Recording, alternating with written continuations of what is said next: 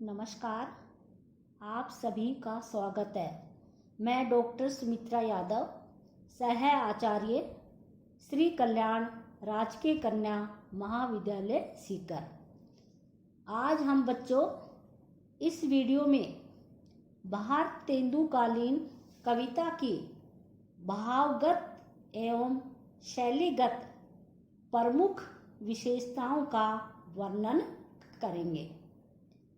भारतेंदुकाल, जिसे हम पूर्व छायावाद युग भी कह सकते हैं, यह नव जागरण काल आधुनिक हिंदी साहित्य का द्वार है। हम इसे संधि युग भी कह सकते हैं। इस काल में जहाँ कविता संबंधी नवीन विषयों को ग्रहण किया, वहाँ प्राचीन परंपरा को भी बचाया गया। भाव क्षेत्र और कला क्षेत्र दोनों में, यानी यूं कहें, भाव क्षेत्र और कला क्षेत्र दोनों में ही नवीन विषयों और प्राचीन परंपरा को लिया गया। इस युग के साहित्यकार कवि की अपेक्षा समाज सुधार प्रचारक और पत्रकार अधिक थे। भारतेंदुयुगीन कविता में यथार्थवादिता का समावेश हुआ है, किंतु उसमें आदर्शवादिता का भी सहज समावेश हो गया है। भारतेंदु काव्य में भाव, भाषा और छंद सभी में नवीनता का समावेश हुआ है। भारतेंदु युग की भावगत एवं शैलीगत विशेषताएं इस प्रकार से है। नंबर 1, देशभक्ति। उस युग की राजनीति के अनुरूप हिंदी कविता में भी देशभक्ति और राजभक्ति एक साथ चलती रही है। भारतेंदु की इन पंक्तियों में विदेशी शासन के प्रति रोष और तोष दोनों देखने को मिलते हैं। तो क्या कौन सी है वो कविता? अंग्रेज राज सुख साज सजे सब भारी, पै धन विदेश चली जात है, यही अति ख्यारी। अर्थात अंग्रेज भारत पर राज कर रहे हैं, उनके पास सुख सुविधाओं के सारे साधन हैं, और वो साधन कहाँ से आए? हमसे, भारतीयों से, कि हम लोग तो मेहनत कर रहे हैं और जो अंग्रेज लोग हैं वो सुख सुविधाओं की जिंदगी जी रहे हैं। सारे उनके पास आधुनिक सुख सुविधाओं के साधन हैं।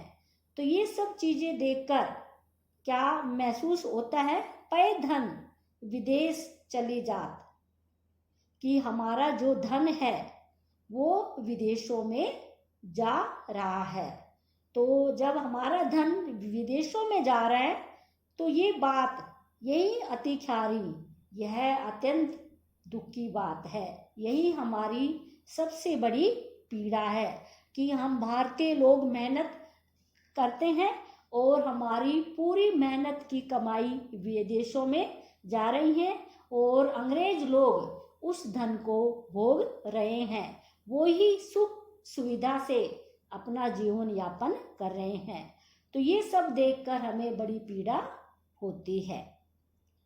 देश की राजनीतिक, सामाजिक और धार्मिक अधःपतन को देखकर इन्होंने अतीत का गौरवगान करके उसके उत्थान की चेष्टा की है।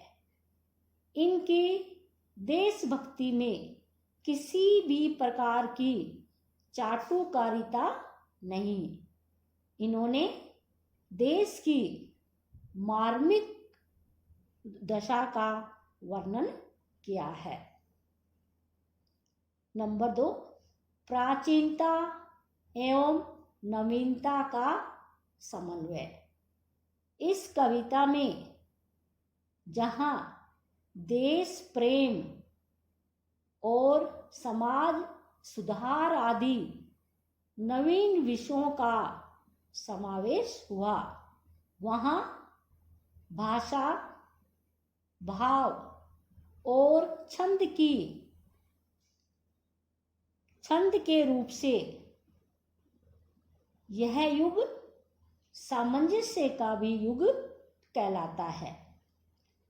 इस काल के कवियों ने प्राचीन काल के भक्त कवियों के समान पद भी लिखे हैं। रीतिकालीन कवियों के समान नायिकाओं के नख से लेकर सिख तक का वर्णन भी किया है। इस काल में सूक्ति और उपदेश परक भी काव्य की रचना हुई है। तो इस प्रकार हम देखते हैं भारतेंदुकालीन काव्य में प्राचीनता और नवीनता का समन्वय देखने को मिलता है। नंबर 3, जनजीवन का वर्णन। रीतिकालीन काव्य राजा के आश्रय में पला, जबकि भारतेंदु युग का काव्य जनजीवन की गोद में पला।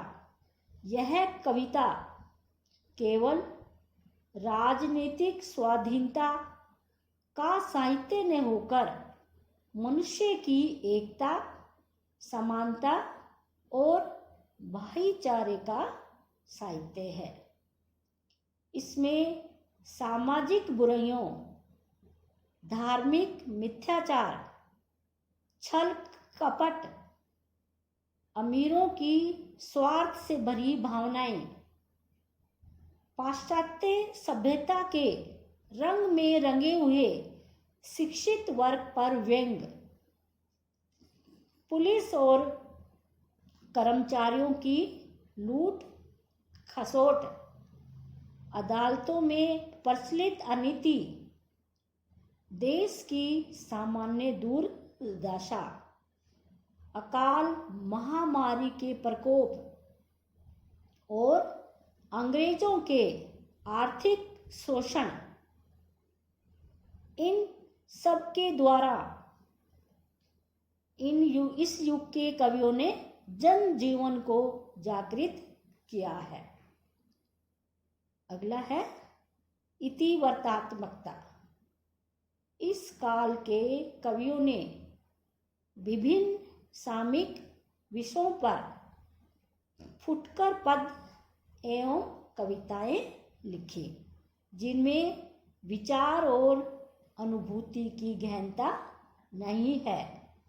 कहीं कहीं तो मात्र तुकबंदी का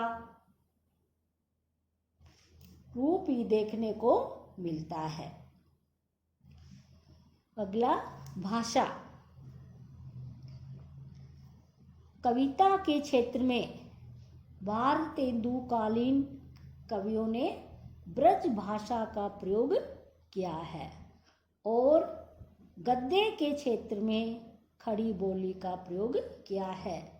यहाँ यूँ भी कह सकते हैं, इस युग के कवियों ने दो ही भाषा का प्रयोग किया है। कौन कौन सी?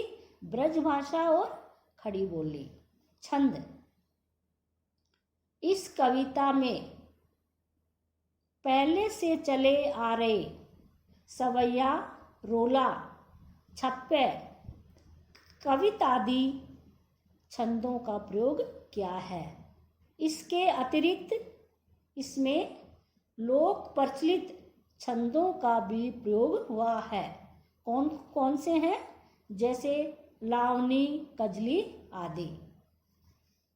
उस समय की कविता में नवीन छंदों का अभाव खटकता नहीं है। अगला, साहित्यिक मूल्य। भारतेंदु और उनके मंडल के लेखक मुख्यतः देश प्रेमी, पत्रकार और प्रचारक अधिक है, कवि और साहित्यकार कम। उनमें विचारों और अनुभूति की गहनता की कमी है और यही कारण है कि उनकी कविता में कलात्मक अभिव्यक्ति का अभाव दिखलाई पड़ता है। भारतेंदु काल की कविता का महत्व जीवन और साहित्य के अनुशीलन के रूप में है। अंत में इस काल में कविता और जीवन के निकट का संबंध स्थापित हुआ है और यही इस कविता का महत्व है। धन्यवाद।